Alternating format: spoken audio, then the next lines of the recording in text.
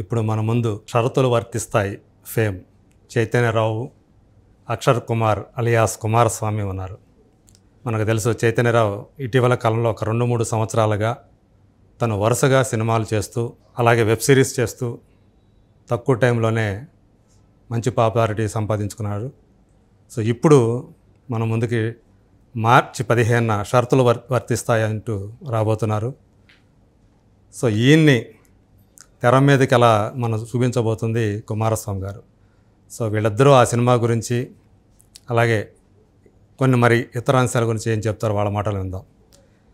నమస్తే చైతన్య గారు, Kumar sir. Thank you. చాలా సంతోషం. సో నేను ఫస్ట్ డైరెక్టర్ నుంచి స్టార్ట్ చేస్తాను, తర్వాత మీ దగ్గరికి వస్తాను. చాలా సంతోషం కుమార్. అంటే నాకంటే అక్షర్ కుమార్గానే పరిచయం. Thank you sir. నేను మిమ్మల్ని కూడా ఒక దర్శకుడిగా ఇప్పుడు చూస్తున్నందుకు, సో వేణు ఉడుగులతో పాటు చూసేవాడిని. ఇప్పుడు ఇలా ఇండిపెండెంట్గా నేను ఒక దర్శకుడిగా త్వరలో చూడబోతున్నందుకు, అది 3 రోజుల్లో. Thank you sir. సో ఖచ్చితంగా నాకు నీ మీద నమ్మకం అయితే ఉంది. ఒక మంచి అంటే ఒక సృజనశీలి, సో నీ మీద నాకు నమ్మకం ఉంది. ఖచ్చితంగా ఒక మంచి సబ్జెక్ట్ తోటి మా ముందుకు వస్తానని నేను అనుకుంటున్నాను. ట్రైలర్ చూశాను, చాలా బాగా నచ్చింది నాకు. అందులో చైతన్యరావుని మీరు చూపించిన విధానం, ఆ క్యారెక్టర్లో ఖచ్చితంగా మంచి కాన్ఫ్లిక్ట్ ఒకటి ఉందని చెప్పేసి తెలుస్తూ ఉంది. సో ఈ సినిమాలో చైతన్యరావుని తీసుకోవటం వెనక ఎందుకు అతను అంటే ఆ క్యారెక్టర్కి అతనైతే ఖచ్చితంగా న్యాయం చేస్తాడని తీసుకున్నారా? ఎందుకని అంటే ఇప్పుడు కథ రాసుకున్న తర్వాత నేను చైతన్య కంటే ముందు ఒక 2-3 సంప్రదించాను. సంప్రదించినాక అంటే మనకు ఇప్పుడు ఏదో కారణాలు ఉంటాయి. అయితే నేను ఇందులో ఒకటి బిలీవ్ చేస్తున్నానంటే, మన ప్రయత్నం మనం చేస్తూ ఉంటా అంటే కథ తన పని తను చేసుకుంటూ పోతూ ఉంటుంది. అట్లా కథ చైతన్య దగ్గరికి వెళ్ళింది. చైతన్య కథ వినడము, కథ విన్నాక నేను ఏదైతే బ్యాక్ డ్రాప్ తీసుకున్నానో ఆ back drop at the same time మళ్ళీ మనకి ఆ స్లాంగ్ నాకు అంటే ఒక స్లాంగ్ నుంచి యూనివర్సల్ కంటెంట్ చెప్పుకున్నప్పుడు ఎవరైతే బాగుంటుందని అనుకున్నప్పుడు చైతన్య దగ్గర పోయినాక అన్నీ కలిసి వచ్చినాయి మనకి. ఓకే. అంటే నేను అనుకున్న క్యారెక్టర్కి కరెక్ట్ ఫిట్ అయ్యిండు, నేను అనుకున్న భాషని స్పష్టంగా చెప్పగలిగిండు, నేను అనుకున్న పర్ఫార్మెన్స్ని ప్రాపర్గా ఇవ్వగలిగిండు. అవన్నీ ఇప్పుడు మీరు నెక్స్ట్ సినిమాలో చూస్తే చైతన్య తప్పితే వేరే క్యారెక్టర్ అంటే వేరే టోళ్ళను, ఆ చిరంజీవి పాత్రలు వేరే టోళ్ళు అసలు ఊహించలేనంతగా చైతన్య వచ్చాడు. నేను అంటే కథ అంటే నా సినిమానే తీసుకున్నదని నేను భావిస్తా. అంటే మీరు ఆ పాత్రకి చూసిన తర్వాత, మీరు ఒకసారి చూసుకున్న తర్వాత చైతన్య గురించి అంటే ఆ పాత్ర మనకు గుర్తుంటుందా, లేకపోతే చైతన్య గుర్తుకొస్తాడా? రెండు ఉంటాయి. చైతన్య గుర్తుకుంటాడు, ఎందుకంటే ఇప్పుడు మనకి ఇప్పుడు కొంచెం నోన్ ఫేస్ కాబట్టి. ఇప్పుడు మనకు చిరంజీవి లాంటి character at the same time ఇప్పుడు చిన్న హీరోల నుంచి మొదలుకొని కొంచెం నోన్ అయినాక పాత్రలు గుర్తుకుంటే వాళ్ళు గుర్తుకుంటారు. అట్లా చిరంజీవి క్యారెక్టర్ గుర్తుకుంటే చైతన్య గుర్తుకుంటారు. అదే మీరు పాత్రల పేరు కూడా చిరంజీవి విజయశాంతి అని పెట్టినట్టున్నారు. అవును సార్, అవును సార్. నైస్. అయితే చైతన్య గారు సార్, సో ఇందులో మీ చిరంజీవి, సో దీంట్లో నాకు అర్థమైంది ఏంటంటే మీకు బాగా అత్యంత సన్నిహితులు మిమ్మల్ని అందులో మోసం చేస్తారు ఆర్థికంగా అన్నట్టుగా అర్థమవుతూ ఉంది. సో ఇలా అంటే ఈ ఒక సంఘర్షణతో కూడుకున్నటువంటి ఈ క్యారెక్టర్ని చేయటం ఎలా అనిపించింది? అంటే ఇదివరకు మీరు చేసినటువంటి పాత్రలకి అంటే అన్నపూర్ణ ఫోటో స్టూడియో కానివ్వండి, వ్యాలంటైన్స్ నైట్ అనే సినిమా కానివ్వండి, ఇట్లా కొన్ని చేశారు కదా. సో వాటితో కేడాకోల వచ్చేటకు డిఫరెంట్ ఇది అనుకోండి. ఇది ఈ క్యారెక్టర్ పరంగా మీకు బాగా నచ్చింది ఏంటి? ఈ క్యారెక్టర్ మనము కిడాకోలా తీసుకుంటే ఒక డిసబిలిటీ ఉన్న క్యారెక్టర్, అదే గ్రాఫ్లో అదే డిసబిలిటీని మెయింటైన్ చేయాలి. అంటే ఎక్కువ తక్కువ మిగతా చేయడానికి ఉండదు. యూఆర్ కామెడీ, అందులోనే క్లిష్టమైనటువంటి.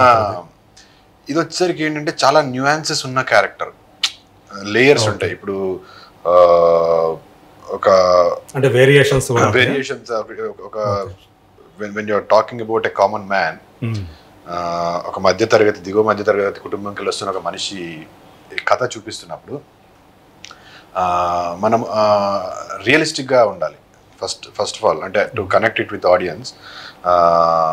సూపర్ హీరో లాగా చూపించకుండా రియలిస్టిక్గా ఉండాలి. అంత రియలిస్టిక్ ఉన్నప్పుడు మనము రియల్ లైఫ్లో ఇంట్లో తల్లితో కావచ్చు, తల్లితో ఒకలా ఉంటాం, చెల్లితో ఒకలా ఉంటాం, బ్రదర్తో ఒకలా ఉంటాం, గర్ల్ ఫ్రెండ్తో ఒకలా ఉంటాం. అదే అమ్మాయి పెళ్ళైన తర్వాత అమ్మాయితో ఒకలా ఉంటాము, బయట సమాజంలో ఫ్రెండ్స్తో ఇట్లా ఉంటాం. ఒక ప్రాబ్లం వచ్చినప్పుడు మనము ఎలా కన్వర్ట్ అవుతామంటే, ఒక చిన్న మధ్యతరగతి కుటుంబం అంటే వాళ్ళకి పవర్ ఉండదు, పైసలు ఉండవు. సో వీలైనంత వరకు ఎలాంటి ప్రాబ్లమ్స్ లోకి వెళ్ళకుండా ఉండడానికి ట్రై చేస్తారు. అంటే ప్రశాంతంగా ఉండాలని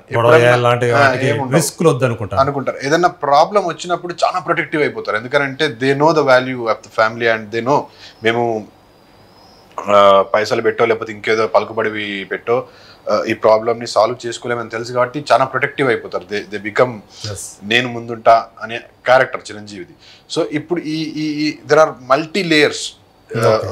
ఒక స్టేజ్ లో చాలా సాఫ్ట్ గానే అనిపిస్తాడు. ఒక ప్రాబ్లం వచ్చిన తర్వాత అరే ఇంత తెగిస్తాడా, ఇంత కూడా ఇలా ఉంటాడా అని. సో ఒక క్యారెక్టర్ లో ఇన్ని వేరియేషన్స్ ఉన్నప్పుడు ఇట్ గెట్స్ ఒక గ్రాఫ్ ఉంటే పర్లా.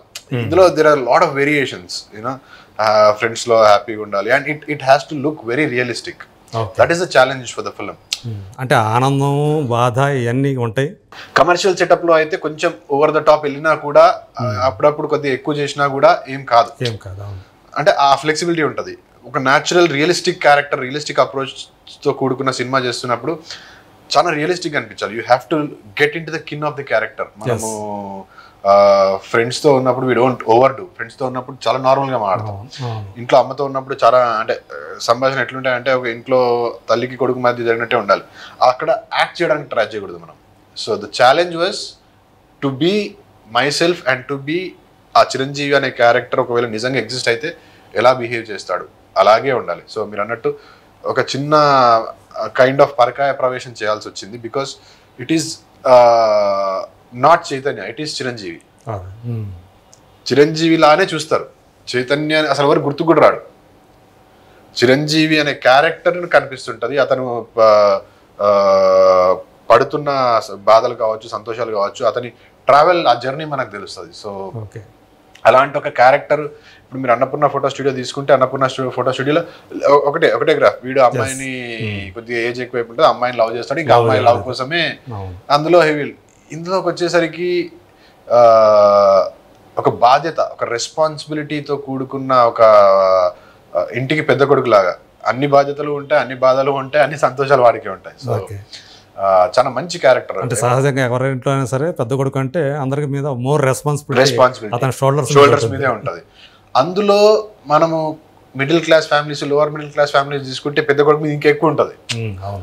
యూజువల్గా ఇప్పుడు వచ్చిన జనరేషన్ ఫ్యామిలీస్ లో ఎవరి లైఫ్ లో వాళ్ళు ఉంటున్నారు. బట్ ఇదివరకు అయితే పెద్ద కొడుకు అనేసరికి మిడిల్ క్లాస్ ఫ్యామిలీలో ఇప్పటికీ ఉంటుంది అది ఖచ్చితంగా అందరిది. అంటే అమ్మా నాన్నలు కొంచెం వయసు మళ్ళారంటే అమ్మా నాన్నలు చూసుకోవాలి, చెల్లెళ్ళు తమ్ముళ్ళు ఉన్నారంటే వాళ్ళని చూసుకోవాలి, ఇవన్నీ కూడా ఉంటుంది వాళ్ళకి. సో అంటే ఇన్ని వేరియేషన్స్ కాదు, ఇన్ని లేయర్స్ ఆఫ్ సెన్సిబిలిటీస్ ఉన్న క్యారెక్టర్ రావడం మంచిది. అంటే చాలా మంచి క్యారెక్టర్, చాలా ఏమైనా మన త్రివిక్రమ్ క్యారెక్టర్ విలువలతో కూడుకున్న సినిమా అంటే విలువలతో కూడుకున్నటువంటి క్యారెక్టర్ అది. తను కూడా ఒక ట్రూ ఇన్సిడెంట్స్ బేస్డ్గా అంటే తన లైఫ్లో జరిగినవో అంతేనా? నేను చూసినాయి సార్, ఎక్కువ నా లైఫ్ లో ఏం జరగలేదు. ఎందుకంటే మీ చుట్టుపక్కల జరిగినాయి, చుట్టుపక్కల నుంచి తీసుకున్నాయి సార్. అదే ఒక అంటే కమర్షియల్ సినిమా ఉంటుంది సార్, ప్యారలల్ సినిమా ఉంటుంది. ప్యారలల్ సినిమాలో కూడా రకరకాల జానర్స్ ఉంటాయి. అక్షరన్న అంటే ఫస్ట్ సినిమా డైరెక్టర్ అయినప్పటికీ కూడా మీకేమో ఆయన అక్షరన్న, ఆయనకేమో మీరు మ్యూచువల్ రెస్పెక్ట్, రిలేషన్ కూడా అట్లే ఉంటుంది, మ్యూచువల్ రెస్పెక్ట్ అది. అయితే ఒక సినిమా చేయాలనుకున్నప్పుడు he can opt for a commercial film. ఇది అంటే మెసేజ్ ఓరియంటెడ్ లాగా కూడా ఉండదు. కాకపోతే మనం ఒక సొసైటీ నుంచి వస్తున్నప్పుడు ఒక సెన్స్ ఆఫ్ రెస్పాన్సిబిలిటీ ఉండాలి. మనం చెప్పే సినిమా అయినా మనం మాట్లాడే ఏదైనా కూడా ఒక సెన్స్ ఆఫ్ రెస్పాన్సిబిలిటీ ఉండాలి అని నమ్మి తను వచ్చిన మిడిల్ క్లాస్ లైఫ్లోంచి ఒక కథను తీసుకొని దాంట్లోనే చెప్పగలిగినంత చెప్పి మళ్ళీ ఏదో హితబోధ చేసినట్టు కాకుండా సొసైటీకి మనం ఎట్లా రెస్పాన్సిబుల్గా ఉండాలి, సొసైటీకి మనం రెస్పాన్సిబుల్గా ఉండాలంటే ఫస్ట్ మన ఫ్యామిలీకి రెస్పాన్సిబుల్గా ఉండాలి.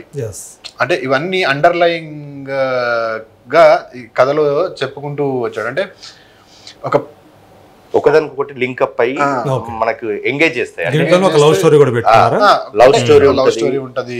అంటే విజయశాంతి అన్నారు, నిజంగా ఆమె పేరు విజయశాంతి లేదా ఊరికే ఈయన చిరంజీవి కాబట్టి ఆమెకు విజయశాంతి అన్నట్టు? లేదు, దానికి కూడా బ్యాక్ స్టోరీ ఉంటుంది సినిమా. ఈయనకి చిరంజీవి ఎందుకు పెట్టాము, ఆమెకు విజయశాంతి అని ఎందుకు పెట్టామనేది అంటే మనం చెప్పము. అంటే ఇప్పుడు సినిమా లాంగ్వేజ్ మారింది సార్. ఇప్పుడు అన్ని డీటెయిల్ గా చెప్పాల్సి వస్తుంది. ప్రేక్షకులు ఒక షార్ట్ పెట్టేసేస్తే అందుకనే చిరంజీవి పేరు పెట్టాడా అని చెప్పి అంటుంది, ఇంకో షార్ట్ పెట్టేసేస్తే అందుకని విజయశాంతి పేరు పెట్టారని. ఆ ప్రయోగం అలా చేశాను నేను.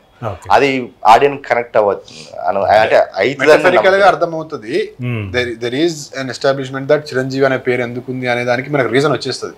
అది ఆడియన్స్ అర్థం చేసుకోగలిగితే అర్థం చేసుకుంటాడు, కొంతమంది అర్థం చేసుకోలేకపోవచ్చు. But audience have become very smart sir.